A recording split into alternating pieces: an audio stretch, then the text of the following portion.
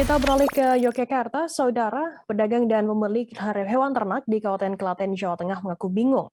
Pasalnya para pedagang dan pembeli mengaku tak dapat informasi mengenai penutupan pasar hewan di seluruh wilayah Klaten tersebut. Para pedagang dan pembeli yang kecele rata-rata berasal dari wilayah Kecamatan Gantiwarno, Prambanan, bahkan Sleman, DIY. Untuk mengetahui bagaimana informasi lebih lengkapnya, saat ini kami sudah tersambung dengan jurnalis dari Tribun Jogja, ada Al-Murfi Sofyan yang akan melaporkannya. Silakan, rekan Al-Murfi. Ya, selamat malam rekan Firda dan Tribuners dimanapun berada. Pemerintah Kabupaten Klaten mulai hari ini menutup seluruh pasar hewan guna menekan penyebaran penyakit mulut dan kuku atau PMK yang menyerang hewan ternak seperti sapi dan kambing. Langkah ini diambil Pemkab Klaten karena Kabupaten Klaten saat ini terdapat 68 hewan ternak yang berstatus suspek PMK dan 6 kasus dinyatakan positif PMK. Penutupan pasar hewan ini dilakukan mulai hari ini Rabu 25 Mei 2022 hingga 7 Juni 2022 atau selama 14 hari ke depan.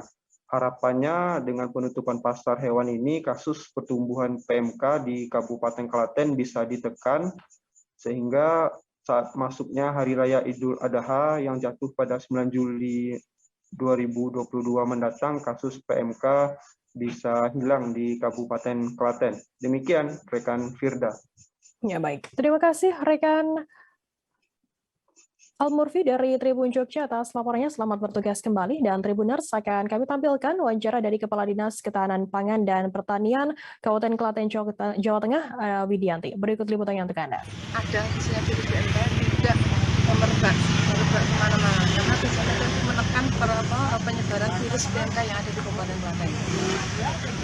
Nah, kita tahu bahwasanya dari kasus ke kasus yang ada setelah kita lakukan investigasi, kita lakukan penelitian secara mendalam dari mana asal usul sapi itu pada awal mulanya ternyata pasar ini menjadi media pertukaran ternak yang mana mungkin pada saat ternak itu terpapar, pada saat kita kan ini tidak kelihatan tanda klinisnya, namun setelah dibawa pulang beberapa hari muncul tanda-tanda klinis terkait dengan.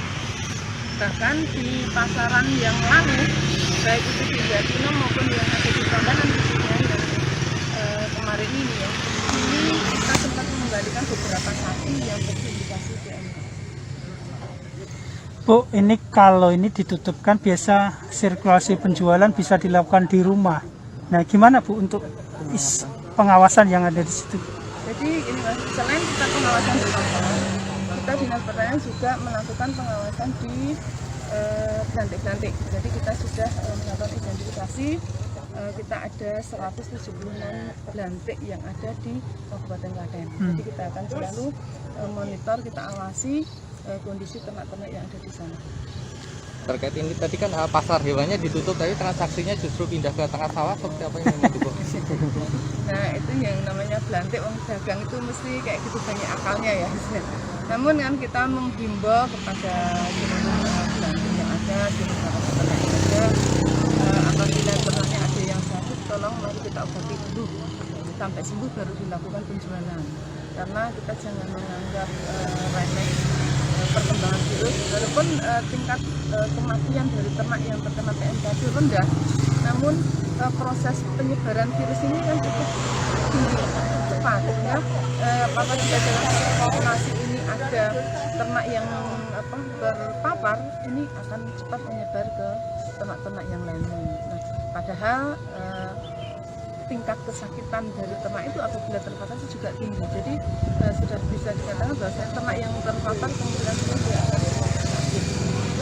Jadi kita menghimbau pada masyarakat, pada para belantik, ya, mari kita benar, kita inkubasi selama 14 hari. Mudah-mudahan selama 14 hari ini sesuai dengan masa inkubasi virus. Jangan lupa subscribe, share, komen, dan like ya.